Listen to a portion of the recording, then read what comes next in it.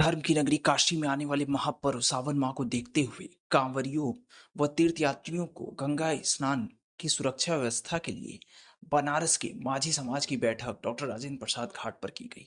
बैठक की शुरुआत बाबा विश्वनाथ की फोटो पर फूल माला अर्पित कर और मां गंगा में दूध चढ़ाकर किया गया।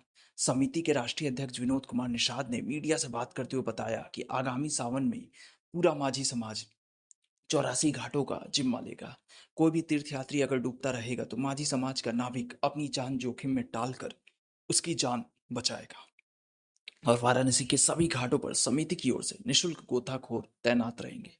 समिति के महानगर अध्यक्ष जितेंद्र साहनी ने बताया कि सभी नौका धारक कांवरियों तथा तीर्थयात्रियों को अपनी नौका पर बिना लाइफ जैकेट के नहीं बैठाएंगे।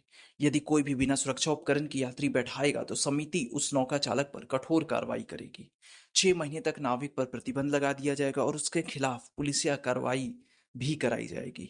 और अगर हमारे काम में प्रशासन व्यवस्था दखल देगी तो हम समस्त समाज के लोग मिलकर विरोध करने का भी काम करेंगे।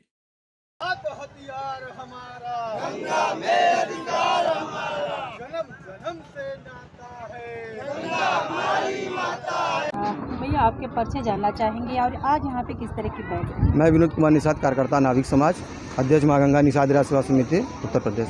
आज यहाँ पे किस तरह की बैठक है? आज माँ गंगा निषाद राज सेवा समिति की तत्वाधान में डॉक्टर राजेंद्र प्रसाद घाट पर पूरे बनारस के नाविक समाज के जो मुखिया लोग हैं अपने अपने घाट के, यहाँ पर हम लोग बैठक चला रहे हैं। और आने वाला महापर्व जो 22 जुलाई को सावन है, सावन को देखते हुए कांवरियों की और तीर्थयात्रियों की जो बोलबम में यात्री आते हैं, हर 84 घाटों पर हमारे गोताखोर हैं।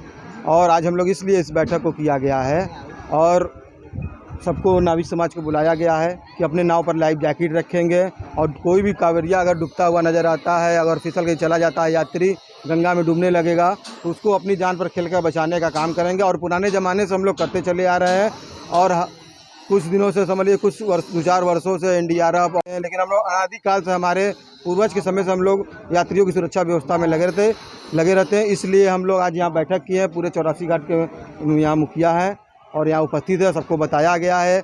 और हमारे सैकड़ों गोताखोर बनारस में हैं। जो नाविक जहाँ अपनी नाव चलाता है, जहाँ नाव पे रहता है, वहाँ पर इनको निर्देश दिया गया है और समिति के द्वारा बताया गया है कि आप लोग कोई भी यात्री डूबेगा तो अपनी जान पर खेल के बचाने का काम करेंगे और यात्रियों को क्षमता से अधिक नाव पर अपने नहीं बैठाएंगे। और गंगा आरती में जो नावें एक साथ, जब गंगा आरती समाप्त होती है और नाव खोली जाती है तो एक साथ ना खोले, बारी बारी खोले, कोई खतरा ना हो, क्योंकि पानी बढ़ाव पर हो गया है गंगा का।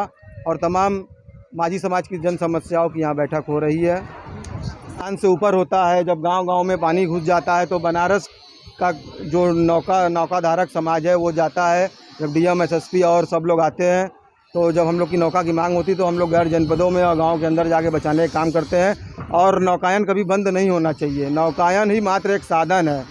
जब कितनों भी बाढ़ आ जाए, चाहे खतरे के निशान से ऊपर पानी आ जाए, उसके बाद नौकायन एक साधन है जो बचाने हम लोग जाते हैं। गैर जनपदों में कई बार बाढ़ में नाव लेके गए, उसका भी पैसा अभी बाकी है जो प्रशासन की ओर से नहीं मिलता है। लेकिन नाविक समाज पूरा बनारस का अपना धर्म मानकर ये हम लोग काम करते हैं। भाई जब से कॉरिडोर बना हुआ है, 2014 से मोदी जी आए, निरंतर काम कर रहे हैं। कॉरिडोर बन, विदेशी पर्यटकों को मैं धन्यवाद देना चाहता हूँ। माझी समाज की भाई कमाई होती है, कमाई बढ़ भी गया है। पहले लोग बैठे रहते थे लेकिन अब निरंतर बोट चल रही है, तो मैं पर्यटकों को धन्यवाद देता हूं और मोदी जी को धन्यवाद देता हूं जो कॉरिडोर बनाए, वहां स्नान किए। और उन कॉरिडोर में वहां पे जब विश्वनाथ मंदिर वहां पे था तो गली गली थी, तो वहां पे जाने में लाखों लोग, समझ लीजिए भीड़ में 2-2 दिन लग जाता था एक ही दिन दर्शन के लिए। तो मोदी जी ने जो कॉरिडोर बनाया है उससे 1 घंटे, आधे घंटे में पूरा, चाहे कितनों लाखों भीड़ है वो दर्शन कर। मैं हरीश चंद केवट, राष्ट्रीय सचिव माँ गंगा निषाद राज सेवा समिति। ये आज की जो बैठक है ये काशी की जो परंपरा रही है, यहाँ पे जो यात्री आते हैं सावन माह में जल चढ़ाने के लिए बाबा को, तो उनकी सुरक्षा को लेके ये माझी समाज है जो घाट किनारे रहता है। तो हम लोग सरकार की जो व्यवस्था है एनडीआरएफ, उसे इतर हमारी जो हज़ारों साल से व्यवस्था है और ये समिति हर साल अपने वॉलेंटियर हर घाट पे नियुक्त करती है। और गोताखोर हमारे जो समाज के लोग हैं, माझी समाज के प्रत्येक व्यक्ति को तैरना आता है, गोता लगाना आता है, तो निश्चित तौर पे पूरा माझी समाज ही इस तरह से मान सकते हैं कि राहत बचाव का काम करता है। इसमें कोई स्पेसिफिक व्यक्ति नहीं है। जैसे कोई मेरे सामने भी डूबेगा तो मैं भी बचाने का काम करूँगा। कानून बना दिए और आज स्थिति ऐसी आ गई है कि हमें नाव चलाने में भी परमिशन की ज़रूरत होती है। तो ये बहुत हास्यास्पद स्थिति है। एक लोकतांत्रिक देश में इतना बड़ा समाज अपनी पहचान खोने के कगार पे है।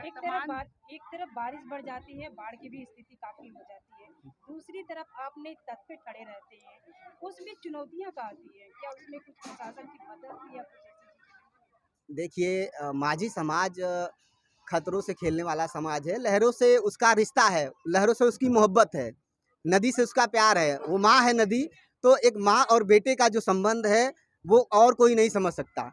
तो हमारे लिए चाहे नदी में बाढ़ आए, चाहे नदी में गहराई कम हो, कोई फर्क नहीं पड़ता। हमारे लिए वही व्यवस्था आती है। आप समझिए कि जब बाढ़ विकराल रूप धारण करती है और नदी का पानी पूरे शहरी क्षेत्र में, ग्रामीण क्षेत्रों में तबाही मचाता है, उस दौर में क्या माझी की अपनी जान नहीं होती? मल्लाह की भी तो जान होती है। लेकिन यही सरकार तब हमारे पास आती है और हमारी नाव को राहत बचाव कार्य में ले जाती है।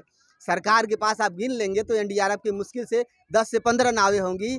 हजारों की संख्या में नावें लगती हैं हर साल बाढ़ों में माझी समाज की। और उस नाव को कौन चलाता है? यही मल्लाह समाज चलाता है, और बिना किसी लाइफ जैकेट के, बिना किसी सुरक्षा उपकरण के। चूँकि हमारे पास वो ज्ञान है। एनडीआरएफ 20 फीट से गहराई के नीचे ऑक्सीजन सिलेंडर लेके नहीं जा सकता, लेकिन माझी समाज 30-40 फीट चला जाता है डेड बॉडी को निकालने बिना किसी ऑक्सीजन सिलेंडर के। तो ये हमारे ज्ञान की ताकत है, ये हमारी परंपरा है और इसको मानना पड़ेगा। आज नहीं तो कल हम इसका दावा ठोकते रहेंगे, और जिस दिन हमारी संख्या मजबूत हो जाएगी, हम इस दुनिया को, इस देश को मनवाने पे मजबूर करेंगे। शहरी जन की आवाज नौका ही समाचार। ऐसे तमाम खबरों के लिए बने रहिए हमारे साथ।